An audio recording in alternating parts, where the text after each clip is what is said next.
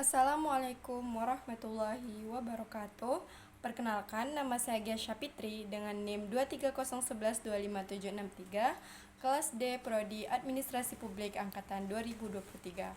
Di sini saya akan menjawab 3 soal UTS mata kuliah Administrasi Pembangunan. Baiklah, di sini saya akan menjawab soal pertama, yaitu jelaskan mengapa pentingnya mempelajari administrasi pembangunan. Menurut saya, mempelajari administrasi pembangunan itu sangat penting karena bidang ini berfokus pada perencanaan, pengelolaan, dan pelaksanaan program serta kebijakan pembangunan untuk mencapai tujuan pembangunan berkelanjutan dan meningkatkan kesejahteraan masyarakat. Administrasi pembangunan sendiri membantu pemerintah dan organisasi dalam menyusun kebijakan yang sesuai dengan kebutuhan masyarakat, baik di tingkat nasional maupun daerah. Dengan pendekatan yang struktur, perencanaan pembangunan dapat dilakukan berdasarkan data dan fakta yang relevan. Administrasi pembangunan sendiri juga mempelajari cara mengelola sumber daya seperti anggaran, tenaga kerja, dan waktu dengan efisien. Ini penting agar program pembangunan dapat berjalan sesuai rencana tanpa pemborosan dan dengan dampak maksimal.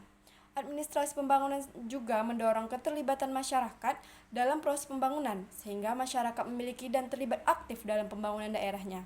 Ini juga meningkatkan akuntabilitas dan transparansi di lingkungan masyarakat.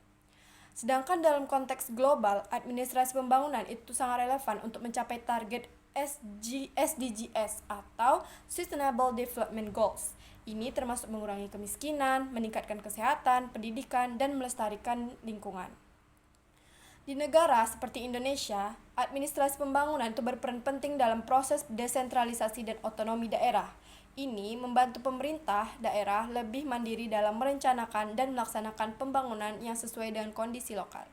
Dengan pemahaman administrasi pembangunan, baik pemerintah, organisasi, maupun individu dapat berperan lebih aktif dalam mengembangkan masyarakat dan lingkungan secara berkelanjutan. Soal kedua yaitu dari mana sumber pembiayaan pembangunan serta apa kendala dan solusi yang dapat diberikan.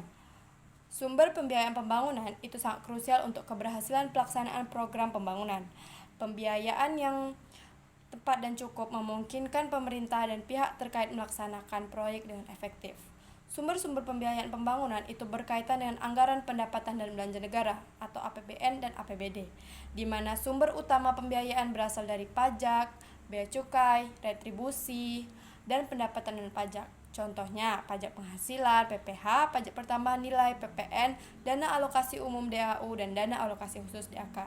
Juga bisa berasal dari pinjaman lembaga internasional seperti Bank Dunia IMF, pinjaman bilateral, atau penerbitan obligasi negara. Dalam pembiayaan, biasanya juga melibatkan sektor swasta dalam pembangunan infrastruktur atau pelayanan publik melalui skema kerjasama. Juga bantuan berupa dana hibah dari organisasi internasional, lembaga filantropi, atau negara donor yang sifatnya tidak mengikat. Juga mengandalkan dari ekspor dan pendapatan dari sumber daya alam.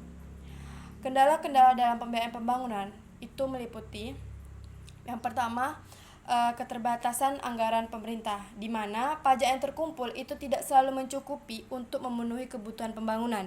Jadi solusi yang dapat diberikan yaitu optimalisasi penerimaan pajak, pengurangan kebocoran anggaran, dan reformasi kebijakan. Yang kedua yaitu ketergantungan pada utang luar negeri, di mana resiko utang meningkat jika pembayaran bunga dan pokok tidak dikelola dan baik. Sehingga diversifikasi sumber pembiayaan, pemanfaatan pinjaman dengan lebih efektif, dan peningkatan kemandirian fiskal menjadi solusi. Yang ketiga yaitu kurangnya partisipasi swasta, yaitu sektor swasta enggan terlibat jika resiko proyek terlalu tinggi atau regulasi tidak jelas, sehingga pemerintah dapat memberikan insentif pajak dan memperbaiki regulasi agar lebih kondusif bagi investasi swasta sebagai solusi. Yang keempat, korupsi dan tata kelola yang buruk, di mana penyelewengan dana dapat menghambat pelaksanaan proyek.